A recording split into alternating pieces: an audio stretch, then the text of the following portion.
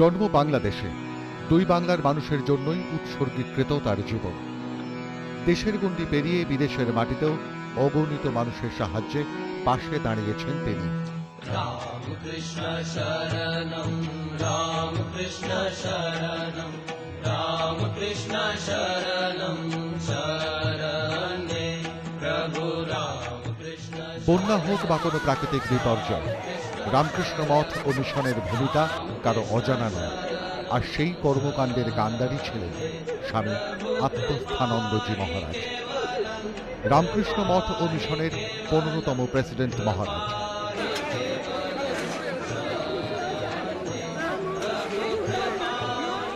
বিদগ্ধ সন্ন্যাসী ছিলেন আর খুব রসবোধ তার ছিল, সেজন্য তার কাছে আমরা যতক্ষণ থেকেছি খুব আনন্দের সঙ্গে থেকেছি। হ্যাঁ, এবং এই সাধু জীবনে চলার পথে তার যে নির্দেশ সেগুলি আমাদের পথ দেখিয়েছে। 1919 সালের 10ই মে অবিভক্ত বাংলাদেশে সবাজপুরে জন্মগ্রহণ করেন।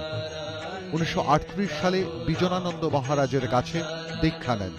1942 সালে মাত্র 22 বছর বয়সে ব্রহ্মচর্য নেন। নাম হয় স্বামী আত্মস্থানন্দ। এরপর 1949 সালে সন্ন্যাস।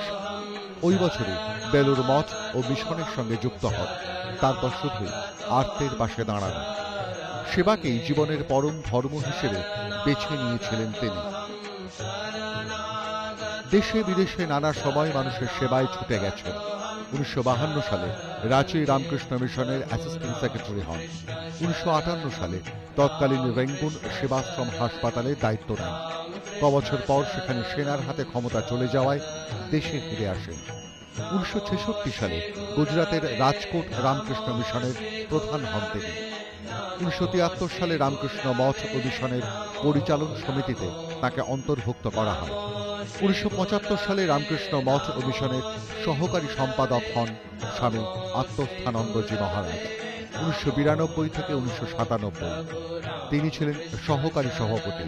এরপর 3রা ডিসেম্বর 2007 রামকৃষ্ণ মঠ ও মিশনের 15তম প্রেসিডেন্ট নির্বাচিত হন স্বামী আত্মস্থানন্দজি মহারাজ। তার কাছ থেকেই সন্ন্যাস নেন ভারতের প্রধানমন্ত্রী।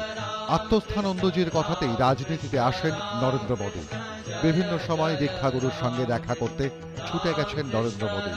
সেবা আর আর্তের পাশে দাঁড়ানো, অনাথ ও দুস্থদের সাহায্য, তার জীবনের এই মূল মন্ত্রগুলির জন্যই তিনি বেঁচে থাকবেন অগণিত ভক্ত ও গুণমুগ্ধর মনে।